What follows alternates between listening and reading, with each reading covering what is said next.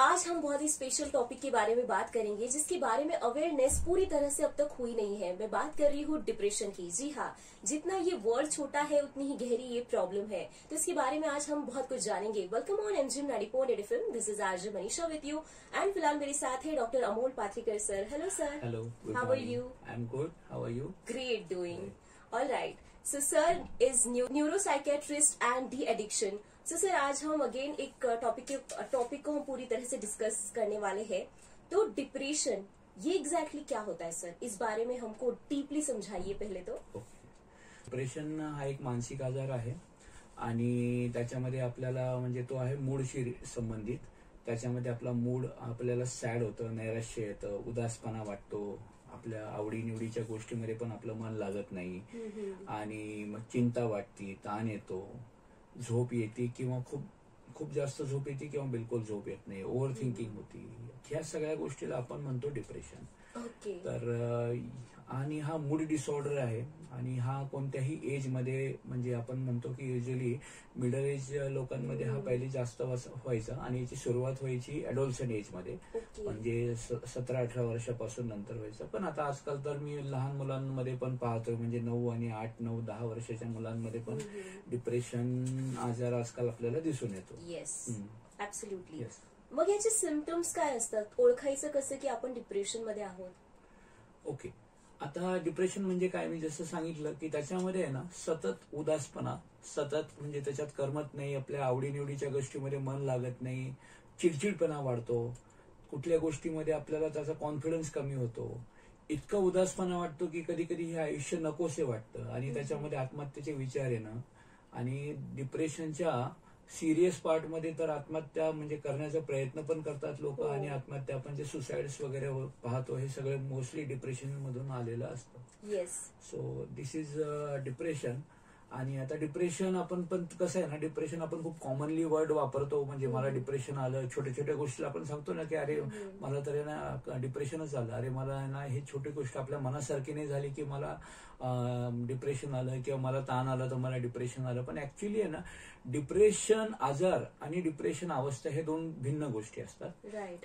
Depression अवस्था म्हणजे त्या सिच्युएशनल असतात की एखादी गोष्ट म्हणजे जसं मी सांगितलं की ही तात्पुरती असती आणि ती नैसर्गिक असते. एखाद्या गोष्टीला तो रिस्पॉन्स आहे, आपल्या जे निगेटिव्ह गोष्टीला जेव्हा किंवा निगेटिव्ह इमोशन्सला तो रिस्पॉन्स असतो. पण डिप्रेशन ऍज अ आजार आपण कधी म्हणतो त्याला की जेव्हा सततचं उदासपणा आणि सतत नैराश्य हे जर आहे ना सतत 15 दिवसापेक्षा जर जास्त चाललं आणि ते पण तुम्हाला दिवसातून ऑलमोस्ट 12-15 घंटे जर तेच लक्षणं तुम्हाला जाणवत असेल तर मग आपण त्याला म्हणतो की हो, हे डिप्रेशनची आजाराकडे आपण जात आहोत, मग आपण त्याला डिप्रेशन म्हणणार. येस.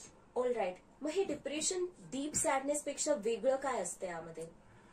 जसं I told you, this is again की deep sadness again is a situational, म्हणजे ते टेम्पररी आहे, ते त्याला कारण जे रोजच्या घडामोडीमधल्या कारण असतात. पण डिप्रेशन मध्ये काय होतं की याच्यात मेंदूमधले रासायनिक बदल होतात. ठीक आहे, ह्यामध्ये काही मेंदूमध्ये रसायनं असतात, त्याच्यामध्ये बदलांमुळे आपल्याला आहे ना म्हणजे इथपर्यंत उदासपणा वाटतो की आयुष्य नको वाटतं, आत्महत्येचे विचार येतात, म्हणजे त्याच्यामध्ये भयंकर चिडचिडपणा वाढू शकतो. किंवा काही काही व्यक्ती असं पण असतात की ते काहीच बोलत नाही, जास्त शांत होतात, लोकांमध्ये मिक्स होत नाही. आणि डिप्रेशन हे काय करतंय ना, डीप सॅडनेस पेक्षा डिप्रेशन आहे ना हे तुमच्या डे टू डे लाईफ मध्ये पण इम्पेअरमेंट आणतं. म्हणजे तुमच्या पर्सनल लेवलला, तुमच्या कामाच्या ठिकाणी, तुमच्या घरी, तुमच्या तिथं जाणून येतं लोकांमध्ये, त्याच्यावर परिणाम होतो, आपल्या रिलेशनशिप मध्ये परिणाम होतो त्याचा. माझ्या झोप, माझ्या खाण्यामध्ये, माझ्या वागण्या बोलण्यात सर्व गोष्टीवर ते दूरगामी परिणाम करतात. सो दिस इज म्हणजे ते ह्या डीप सॅडनेस मध्ये ते नाही होत. डिप्रेशन मध्ये या सगळ्या गोष्टी ते तुम्हाला फायनान्शियल, तुमच्या personal, family, social, at each and every लेवलवरती ते तुम्हाला परिणाम करतात. Very true. मग डिप्रेशन होण्यामागचे कारण काय आहे आणि याला कोरिलेट करू शकतो का आपण व्यसनासोबत? Yes, definitely. आता डिप्रेशनचं कारण मी तुम्हाला जसं सांगितलं की काय होतं की आपण जे काही वागतो, बोलतो, विचार करतो हे आपल्या त्या मेंदूमध्ये काही रसायन असतात, त्याच्यावरती अवलंबून असतात. आता ते रसायन सगळ्यात आहेत, तुमच्यात आहेत, माझ्यात आहेत आणि सर्व लोकांमध्ये. पण काय होतं की हे मेंदूतले रसायन ज्याच्यामध्ये आपण फॉर एक्झाम्पल घेऊ की सिरोटोनिन, डोपामिन.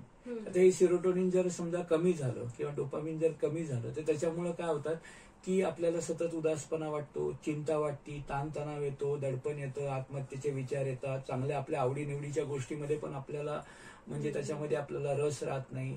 तर हे सर्व लक्षणे ह्या मेंदूतल्या रसायनांमुळे येतात.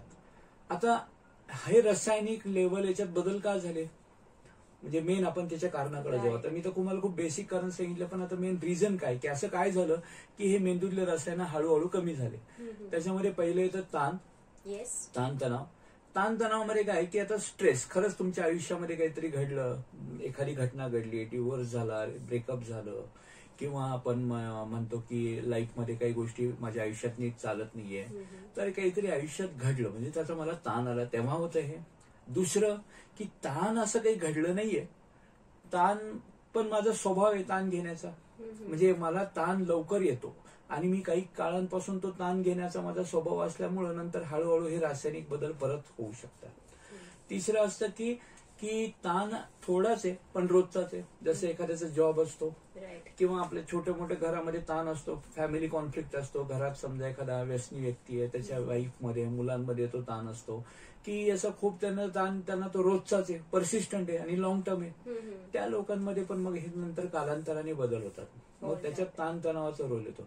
आता सेकंड मोस्ट इम्पॉर्टंट थिंग, आता जसं आपण काढलं की व्यसनाचा संबंध येतो. व्यसनाचा रोल इतका महत्वाचा आहे की जसं अल्कोहोल किंवा टोबॅको आणि जसं गांजा, बरेच व्यसन आहेत आजकाल. इव्हन आपण मोबाईल ऍडिक्शन घेऊ शकतो, स्क्रीन ऍडिक्शन, या सगळ्यांमुळे पण आहे ना हे मेंदूतले रासायनिक बदल होतात, त्याच्यामुळे आपल्याला प्रॉब्लेम होतो. आणि थर्ड रिझन जे खूप लोकांना बऱ्याच वेळा माहित नसतं की डिप्रेशन ही जेनेटिक पण आहे. म्हणजे आपल्या फॅमिलीमध्ये आपल्या फॅमिलीमध्ये जर कधी कोणाला जर डिप्रेशन असेल फर्स्ट डिग्री रिलेटिव्हला, तर त्यांच्या मुलांमध्ये येण्याचं प्रमाण हे असू शकतं. पण त्यांचे अपब्रिंगिंग आणि त्यांची लाईफस्टाईल जर आपण मॉडिफाय केली तर तो फॅक्टर आपल्याला जेनेटिक्सवाला टाळता येऊ शकतो. पण जेनेटिक जेनेटिक जे प्रीडिस्पोजिशन आहे ही मात्र रिस्क फॅक्टर डेफिनेटली डिप्रेशनसाठी आहे. ओके, सो मग आता हे आपण जाणून घेतलं की याच्या मागचं कारण काय आहे. आता यावर ट्रीटमेंट काय आहे, डिप्रेशन कसं बरं होऊ शकतो आणि त्यासोबत काउन्सिलिंग कशी हेल्प करते. येस, सो आता काय आहे ना, डिप्रेशन परत जसं मी सांगितलं की ते वेगवेगळ्या कॅटेगरीमध्ये येतात. म्हणजे माइल्ड येतं, मॉडरेट येतं, सिव्हिअर येतं. आता माइल्ड डिप्रेशन म्हणजे लक्षणं आहेत पण अशी खूप सिरियस नाही आहेत अर्ली स्टेजमध्ये. त्या केसेसमध्ये मग आपण त्याच्यामध्ये काउन्सिलिंग करू शकतो. मग त्याच्यामध्ये पर्सनल काउन्सिलिंग, सायकोथेरपी येते, त्याच्यात बिहेवियर थेरपी येतात वेगवेगळ्या. आजकाल त्याचं नाव आहे कॉग्निटिव्ह बिहेवियर थेरपी, नंतर रॅशनल इमोटिव्ह बिहेवियर थेरपी, जे आपल्या इमोशन्स वरती वर्क करायला आपल्याला शिकवतात. तर ह्या काउन्सिलिंग आणि काही सायकोथेरपी याच्यामुळे आपण त्याच्यावर मात करू शकतो. दुसरं की आम्ही जसं आपण सांगतो आम्ही लोकांना की थोडं लाईफस्टाईल मॉडिफिकेशन करणं, जसं आम्ही सांगतो की योगा, मेडिटेशन, किंवा आपण जसं म्हणतो की physical activities very important. After 45 minutes of daily physical activity like walking, किंवा ते पण that to be in the nature, that stimulates the endorphin production in your brain. आणि endorphin is a hormone for म्हणजे positivity, happiness. तर हे physical ऍक्टिव्हिटीचा role पण खूप महत्वाचा असतो. तिसरं आपण चांगलं डाएट आपण ऍडवाइज करतो की तर if you take a healthy diet, there are म्हणजे काही खूप छान डाएट आहे, जसं मल्टीव्हिटॅमिन्स नि भरलेले चांगले आपल्या भाज्या आणि फळं असतात त्याच्यामध्ये. हे आपल्याला चांगले डाएट हे चांगले हार्मोन आपल्याला तयार करता येतात. तर फ्रिक्वेंट स्मॉल डाएट, भरपूर पाणी पिणं, याचा कुठं ना कुठं ह्या सगळ्या गोष्टींना आपला मूड सुधारण्यामध्ये वर्क करतो. आणि डेफिनेटली काउन्सिलिंग मध्ये आपण त्या फॅक्टरवरती वर्क करतो ना, ज्याच्यावरती ज्याच्यामुळं त्याला ताण आलेला आहे, स्ट्रेस आलेला आहे, तर आपल्याला काउन्सिलिंगने मॅनेज करतात. आता त्याच्या पुढची गोष्ट काय की काउन्सिलिंगने मॅनेज करण्यासारखं नाही, पण आता सिरियस थोडेसे मध्यम लक्षणं आलेले आहेत. जसं मला उदासपणा वाटतो, माझ्या कामाच्या ठिकाणी प्रॉब्लेम होतोय, मला घरामध्ये माझं मन लागत नाहीये, किंवा माझ्या जॉबच्या ठिकाणी म्हणजे तिथं माझा वाद होतोय, माझे रिलेशनशिप मी प्रॉपर मेंटेन नाही ठेवू शकत, मला फ्रेंड सोबत बोलावं वाटत नाहीये, किंवा त्यांच्यासोबत माझं पटत नाहीये, चिडचिडपणा वाढतो डेफिनेटली, घरामध्ये वाद वाढतात आणि ती मिसअंडरस्टँडिंग होऊ लागतात. त्यावेळेस मात्र मग आपण मेडिसिनचा रोल येतो. आणि ज्याच्यामध्ये झोप न येणं वगैरे, तर आजकाल मेडिसिन पण खूप छान आहेत म्हणजे मेडिसिन जसं आजकाल कमी साईड इफेक्ट वाले आणि लॉंग टर्म चांगले रिझल्ट देणेवाले हे असे जर मेडिसिन्स आपण वापरू शकतो त्याच्यामध्ये. बरं, आता मेडिसिन पण इतके चांगले आहेत की जसं खूप लोकांचा गैरसमज असतो की एकदा मेडिसिन चालू झाले म्हणजे ते डिप्रेशनच्या पेशंटला खावंच लागतं. त्याच्यात काय आहे की मेडिसिन जर तुम्ही अर्ली स्टेजला जर डिटेक्ट केलं आणि जर आपण लगेच आपण जर ट्रीटमेंट चालू केली तर कालांतराने पेशंटला बरं वाटल्यावर हळूहळू हळू करत ते मेडिसिन आपल्याला बंद पण करता येतात. So this is a moderate म्हणजे डिप्रेशनसाठी असतो. तिसरा येतो की जेव्हा सिरियस डिप्रेशन आहे. सिरियस डिप्रेशन म्हणजे त्याच्यामध्ये अतिशय उदासपणा इतका जास्त असतो की त्याच्यात पेशंटला आत्महत्येचे विचार येतात, त्याच्यामध्ये सुसायडल थॉट असतात, त्याच्यात अग्रेसिव्हनेस खूप जास्त वाढतो किंवा पेशंट इतका शांत होतो की तो बोलतच नाही काही, त्याचं कम्युनिकेशन बंद होतो, एकटेपणा जास्त वाढतो, आपल्या रूममध्ये ते बंद करून बसतात, अंधार करून बसतात. अशा पेशंटमध्ये मी ऍडवाइस करतो पेशंटला की तुम्ही त्याला रुग्णाला ऍडमिट करावं. त्याच्यामध्ये काउन्सिलिंग, गोळ्या, औषधं आणि आधी तिसरी थेरपी असते शॉक ट्रीटमेंट, ज्याला आपण आता ईसीटीज म्हणतो. ईसीटीचा रोल पण खूप छान आहे. जेव्हा स्पेशली जेव्हा सुसायडल केस आहे, ज्याला सुसाईडचे आयडिया, जर आत्महत्येचे विचार आहे, त्याच्यामध्ये ईसीटीज हे खूप वंडर्स करतं. म्हणजे त्याच्याने पेशंट खूप लवकर बरा होतो. आणि लोकांचा परत गैरसमज आहे की ती शॉक ट्रीटमेंट म्हणजे असं करंट वगैरे देऊन पेशंटला तसं करतात, तर तसंही नाही आता. म्हणजे it's a very good technique. ठीक आहे, माइल्डर फॉर्म मध्ये असतात, आपण त्यांना पेशंटला आणि ती पण भूल वगैरे देऊन करतो आपण पेशंटला, तर त्याचे रिझल्ट पण छान आहेत आणि त्याचे साईड इफेक्ट पण कमी आहेत पहिल्यापेक्षा. सो त्यामुळे काय की जेव्हा सिरियस केस आहे तेव्हा आपण तिन्ही कॅटेगरी वापरतो. म्हणजे त्याच्यात काउन्सिलिंग पण असतो, पेशंट थोडा बरं झाल्यावर गोळ्या औषधं वापरतो, प्लस आपण ईसीटीज वगैरे पण वापरतो. Great sir. त्यासोबत जर आपल्या फ्रेंड्स, फॅमिली, जवळच्या व्यक्तीला डिप्रेशन असेल तर how should we treat them आणि काय काळजी घ्यावी याबद्दल काय सांगणार? येस, आता मनीषा एक गोष्ट मी अजून सांगायचं विसरलो की आपण आता याचं अवेअरनेस का बरं आपल्याला म्हणजे करणं गरजेचं. तुम्हाला एक गोष्ट सांगतो मी, आता ग्लोबली जगामध्ये मानसिक आजाराचं प्रमाण इतकं सर्वात जास्त आहे आजच्या घडीला. पहिले जसं होतं ना, डायबिटीज, ब्लड प्रेशर सारखे आजार हे खूप जास्त असायचे, पण आता मानसिक आजार ऑलमोस्ट वर्ल्डमध्ये 30 ते 40% प्रमाणात लोकांना ते कुठं ना कुठं असतात. आणि त्यातल्या त्यात आपल्या भारताची अवस्था अशी आहे की आता 2020 मध्ये जो WHO ने सर्व्हे केला होता त्याच्यात त्यांनी भारताला असं सांगितलं की Bharat is the capital of depression. म्हणजे किंवा त्यांनी असं सेंटेन्स टाकलं होतं की India is the most depress country of the world, कारण डिप्रेशनचे सगळ्यात जास्त पेशंट आपल्यामध्ये आहे. त्यामुळे आपल्या नातेवाईकांमध्ये, मित्रांमध्ये कोणीही, तर प्रत्येकाने आपापल्या लेवलवरती इनिशिएटिव्ह घेऊन हे कमी करण्यासाठी किंवा त्यांना हेल्प करणं गरजेचं आहे आपल्याला.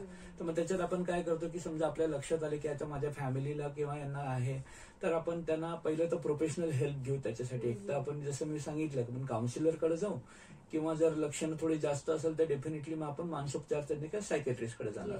त्याच्यामध्ये मग त्यांना प्रवृत्त करणं. खूप लोकांचं जसं मी सांगितलं की सोशल स्टिग्मा आहे लोकांना सायकेट्रिस्टकडे जाण्याचा, पण मी हे सांगाल नातेवाईकांना आणि मित्रांना किंवा की तुम्ही त्यांना सांगा जसे बाकीचे आजार असतात, डायबिटीज, ब्लड प्रेशर किंवा तुम्हाला सर्दी खोकला आला आपण डॉक्टरकडे जातो, तसंच हाही एक प्रकारचा आजार आहे आणि हा आजार नीट होतो ना. म्हणजे जर तुम्ही ट्रीटमेंट केली तर हा आजार एकदम नीट होऊ शकतो. सो मेडिसिन देण्यासाठी त्याला मोटिवेट करणं, काउन्सिलरकडे नेण्यासाठी त्याला मोटिवेट करणं, त्याच्यासाठी उभं राहणं. डिप्रेशनचा रुग्ण आहे आता त्याला वाटलं पाहिजे की मी त्याच्यासोबत आहे आणि त्याचं मी ऐकतो किंवा त्याचा आजार समजतो, हे समजून घेणं जास्त महत्वाचं आहे त्याला. की त्याला हे वाटलं पाहिजे की माझ्यासाठी आहेत माझे मित्र, माझी फॅमिली आहे आणि ते मला समजून घेतात. ह्या सगळ्या गोष्टी म्हणजे तर हे जर राहिलं आणि त्याची तुम्ही काळजी घेतली, त्याला एकटं सोडणं नाही, सहसा त्याच्यासोबत टाइम स्पेंड करणं, डॉक्टरसाठी अपॉइंटमेंट घेऊन त्यांना घेऊन जाणं, या सर्व गोष्टी आपल्याला करावं लागेल. एक अतिशय महत्वाचं मी सांगतो खूप लोकांना, जसं मी परत सांगतो की जेव्हा पेशंटला आत्महत्येचे विचार येतात, सुसाईडचा थॉट येतो, तेव्हा घरच्यांनी काय करायचं, ज्या ज्या हार्मफुल गोष्टी असतात, ज्या ज्या पेशंट आहे ना स्वतःचा जीव घेण्यासाठी वापरू शकतो, जसं दोरी आहे, घरामध्ये इन्सेक्टिसाइड, पेस्टिसाइड असतात, आपण ते टॉयलेट क्लीनर वगैरे बाथरूम मध्ये ठेवलेलं त्या गोष्टी असतील, चाकू असेल, काडीपेटी असेल किंवा काही पण जे कसे काही गळफास घेण्यासाठी वापरणारे ज्या वस्तू, त्या सगळ्या त्याच्यापासून दूर ठेवाव्या. कारण काय असतात, त्या वस्तू बघून पण कधी कधी त्याचं मन विचलित होतं, कारण तो ऑलरेडी खूप जास्त निराश असतो आणि वैतागलेला असतो जीवनाशी.